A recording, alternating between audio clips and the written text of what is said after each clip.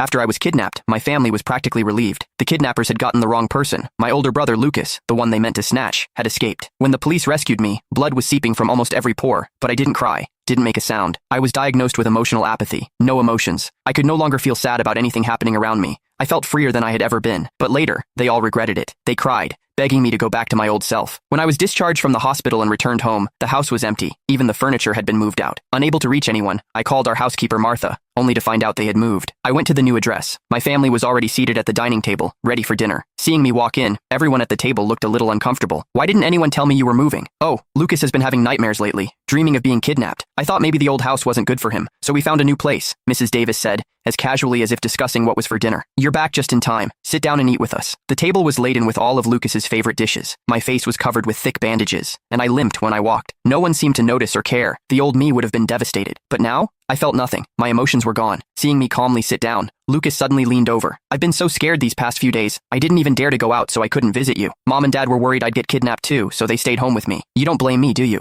Before I could say a word, Mr. Davis quickly jumped in. Come on, Hyman, it's not that serious. You two are brothers. You should cut each other some slack. I didn't know how to react. I was the one who was kidnapped. Lucas laughed heartily. Hey, I just didn't want him to overthink it. Hyman has always been so independent, much braver than me. I really envy people with courage, he said, picking up a shrimp and placing it in my bowl. I silently put down my fork. I'm allergic to shrimp. No one at the table remembered. No one. My name is Hyman. My older brother's name is Lucas. No doubt about it, we're biological brothers. An old fortune teller once told my parents that I had a difficult fate and shouldn't be raised by them. So, they sent me away to live with my distant grandparents in a remote town. All those years, they barely visited me. They only brought me back after my grandparents passed away. I came home filled with hope, but I quickly realized this house wasn't for me. The day I was kidnapped, Lucas insisted on taking a deserted alley. After a few steps, he claimed he needed to find a restroom and told me to wait right there for him. After that, I lost consciousness. I'll never forget those memories. Damn it, a worthless piece of trash. The kidnappers' fists landed on me, blow after blow, venting their rage. They had mistaken me for Lucas. They had kidnapped the wrong person. My family refused to pay my ransom, so they wouldn't get a single dime.